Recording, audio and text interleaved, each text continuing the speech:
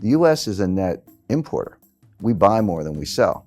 So when you have a cheap dollar, okay, a Boeing aircraft or General Electric wind turbine gets a little less expensive, but all the stuff we buy gets more expensive because we're paying for it in cheaper dollars, and that's what the central bankers really want. They want those price increases to feed through the supply chain and try to create inflation because governments around the world are desperate to get inflation. So that's the real reason they do it. And it can have a short-term impact. It can help exports a little bit. It can give you a little bit of lift. But the problem is it comes at the expense of the trading partners. This is just classic beggar thy neighbor devaluations. That's what currency wars are.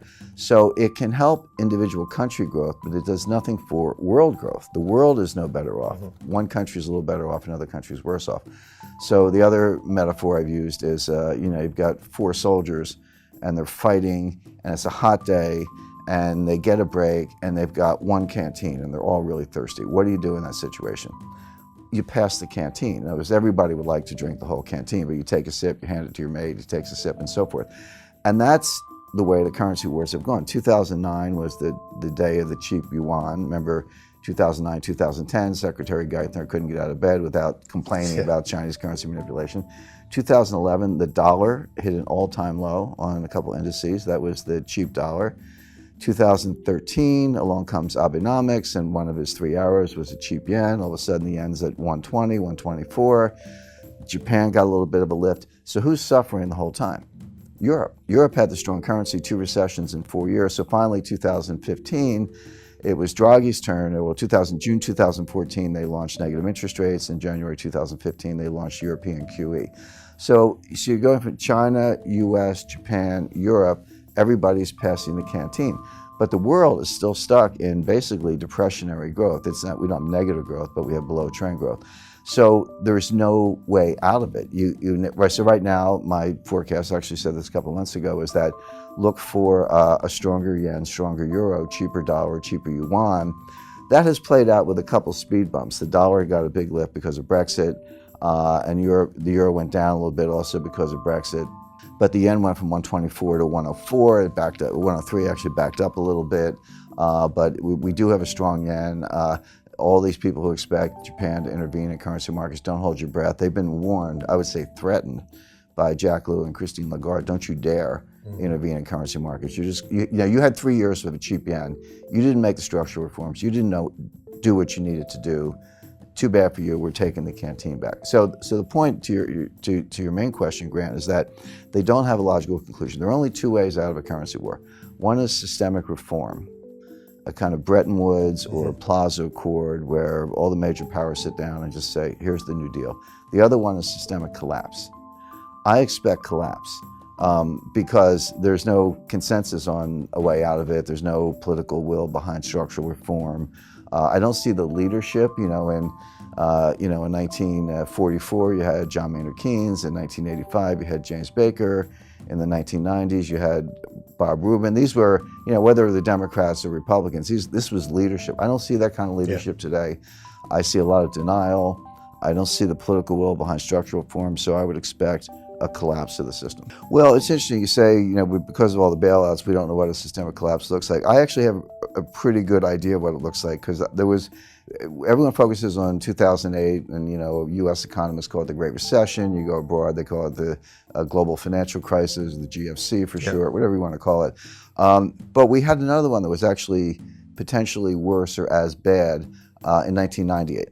And that was the Asian financial crisis. Started in 97, worked its way around the world, ended up in Russia, and then landed in my lap at Long-Term Capital Management. I was the general counsel of that hedge fund in Greenwich that got bailed out by Wall Street, although I'd like to remind people they didn't bail us out, they bailed themselves out. Because, Wall Street bailed itself out. I always say, hey, we owed, on paper, we owed Wall Street $1 trillion in derivatives trades. If we had failed, meaning filed for bankruptcy, and we had a bankruptcy team ready to file those papers in the Cayman Islands because we were a Cayman fund.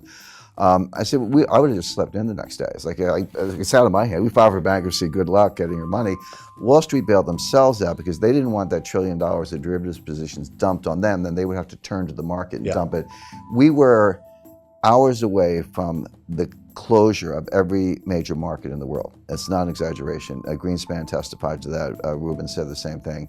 It would have started in Tokyo, gone through London, ended up in New York. But every stock exchange, bond market in the world would have been shut down, at least temporarily, to deal with it. That's how bad it would have been. Lehman would have failed in '98. Forget about it. They were always the weakest link in the chain. It was easy to call in 2008 because they almost failed in '98. But the point is, okay, so we moved $4 billion in cash in about 3 days. If you think of it as a private deal, $4 billion all cash, no due diligence, wired the money. That's kind of how the sense of urgency. And so we filmed the runways. We brought it in for landing. The plane didn't crash or break up on the runway, but it was that close. So when 2008 came along, I just felt I was watching a movie I had already seen. It was like a rerun for me. And you're right, 2008 was even bigger, potentially more. We were, if not hours, maybe days away from the sequential collapse of every bank in the world. Starting with, Bear had already gone out, Fannie, Freddie, Lehman, AIG, Morgan Stanley would have been next, then Goldman, then Citi, et cetera. We were days away from that. And again, I think Andrew Sorkin did a good job in his book. So this isn't, we're not looking at strike two in a baseball metaphor, we're looking at strike three because 98 was strike one, 2008 was strike two, now we're looking at strike three. The next one is going to be worse. So I think we've come extremely close. I think people are overly complacent. Just because we managed to pull off bailouts in the world didn't come to an end. Don't assume it wasn't close and don't assume it won't happen again. Sure. But there's one very important difference. In 1998, Wall Street bailed out a hedge fund. In 2008, the central banks bailed out Wall Street. In 2018, let's say, keep up the 10-year tempo, who's going to bail out the central banks?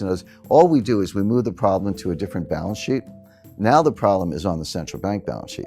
Because the Fed printed $3.4 trillion of new money since 2008. Their balance sheet was $800 billion. Now it's at $4.2 trillion, give or take, so $4 trillion of new money. But it's 9 years on. Yeah. They haven't normalized. If they had somehow got their balance sheet back to $800 billion, I'd say, okay, you guys could do that again. But you're at $4 trillion. What are you going to do when the next crisis hits, which could be soon, by the way? Go to $8 trillion, $12 trillion? Now, some people say, yeah, what's the problem? Just print more money. I have my doubts about that. But so who can bail out central banks? The answer is the IMF, because they have the only clean balance sheet left in the world. The Fed is leveraged about 113 to 1 with a duration mismatch. They look like a really bad hedge fund. And again, I've spoken to central bankers who say, well, who cares? Central banks don't need capital. A member of the Board of Governors of the Federal Reserve said that to me. She said, central banks don't need capital. I said, well, that's one point of view, but we'll see. Exactly, we'll see. But there's sort of an invisible, hard to define confidence boundary. And when you cross that confidence boundary, and every day citizens just wake up and say, you know what, I'm checking out of this system. You tell me it's all good, I don't believe you anymore. And get me some gold because I know that the gold will be around, et cetera. That's an instantaneous loss of confidence in the dollars. That's what I mean by collapse. Now, just to be clear, I don't think we'll all be living in caves, eating canned goods, lighting fires with rocks and twigs. Life will go on, but it'll be different. The dollar will maybe be like the Mexican peso in the sense of being a local currency that you get when you go to the United States, but no longer the world currency. They'll try to bail it out with SDRs, the special drawing rights. If it works, if the SDR bailout works, it's only because nobody understands it, or like maybe there were 100 people in the world who really understand. I've spoken to PhD monetary economists, like people right in the field with PhDs from Harvard who can't give you a straight explanation of what an SDR is. So if it works, it'll only be because nobody gets it. But I have a feeling that because of social media, because of, interviews like the ones you do, Grant, just because of different means of communication, that people will get it and they'll run for gold because it's money good. And so that, and then you get into coercion, shutting down banks, closing ATMs, or maybe reprogramming ATMs. Everyone can have $300 a day for gas and groceries, but no more. Recently, the SEC has changed the rules for money market funds. I meet people everywhere, and I say, well, how much money you got? Or where do you have your money in? Probably a better way to put it. And they go, I got money in stocks, money in bonds, money in real estate, and money in the money market funds. I say, no, you don't. You have stocks, bonds, and real estate. You don't have money in anything. That's not money. Oh, I can sell it and get the money. Really? Maybe not. Maybe they'll close the New York Stock Exchange. But anyway, they have new rules on money market funds where money market funds can suspend redemptions. Now that has always been true of hedge funds. I've never seen a hedge fund Right. offering document that didn't have that in there. But people think they can call Charles Schwab or Merrill Lynch or Bank of America, instruct the broker to sell the units, and the money's in the bank the next day.